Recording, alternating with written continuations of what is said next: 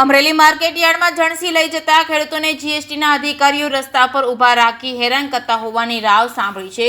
અમરેલીના સાંસદ ભરત સુતરિયા સ્થળ પર દોડી આવી અધિકારીઓને ઉધરા લીધા હતા, જેનો વિડીયો વાયરલ થયો હતો। જે અંગે શું છે હકીકત, શું કહ્યું છે અમરેલીના સાંસદે, જુઓ આ રિપોર્ટમાં।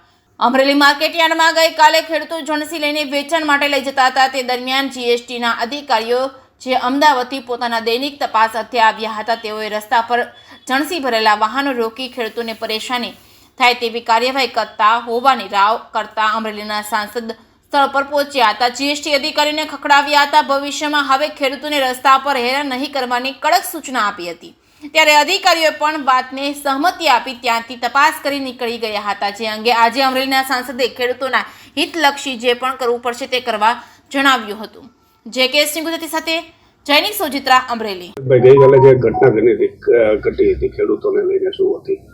કાલે ઘટના એવી ઘટી કે હું અમરેલી જિલ્લા પંચાયત ખાતે મારી મીટિંગ ચાલતી હતી અને મને ખેડૂતનો ફોન આવ્યો। ગરિયા ગામના ખેડૂત હતા અને એણે મને ફોનમાં એવું કીધું કે અમારી પાસે 7/12 માગે છે ને જીએસટીના અધિકારી કોઈ છે અને અમને ગાડીઓ રોકી છે। એટલે એક ખેડૂતનો દીકરો છો એટલે ખેડૂતની વાત આવે એટલે મારે મીટિંગ મારી મહત્વની નહોતી, મારા માટે ખેડૂત મારા મહત્વના હતા। તો હું સ્થળ ઉપર ગયો અને મેં જોયું તો રિયલી તો જીએસટીના અધિકારી જ હતા।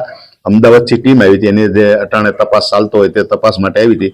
એટલે મેં એને કીધું ભાઈ તમારે તપાસ કરવો હોય તો કોઈ પણ ફેક્ટરીની અંદર જાઓ, તમે જ્યાં સ્ટોક જોવાનો છે ત્યાં તમને શંકાપદ લાગતું હોય ત્યાં જાઓ, પણ ખેડૂતને તમે ખોટા હેરાન નહીં કરો। અને ખેડૂત કોઈ દિવસ 7/12 સાથે લઈને આવતો નથી અને આવશે પણ નહીં। ખેડૂત એનો માલ પાકે એટલે કોઈ પણ ગામનો વ્યક્તિ હોય એને જે વાહન હોય કે ટેમ્પો છે, મજદા છે, આ તે એને કહી તું યાર્ડની અંદર માલ મારો પહોંચાડી દે, એટલે ખેડૂત પણ સાથે નથી હોતો। આ પોતે હું ખેડૂત છું એટલે મારો અનુભવ છે, પોતે ખેડૂત પણ સાથે નથી હોતો। એટલે મેં એને કીધું ભાઈ ખેડૂત ક્યારેય 7/12 સાથે લઈને નહીં આવે। તમને એવું થતું હોય કે ખેડૂતે ગુનો કર્યો છે તો મારી પર એફઆઈઆર કરી નાખજો, મારા નામની એફઆઈઆર કરી નાખજો। એને મેં કડક સૂચના આપી તો જીએસટીના અધિકારી માની ગયા અને એને સમજી ગયા કે ખેડૂત કોણ છે અને વેપારી કોણ છે।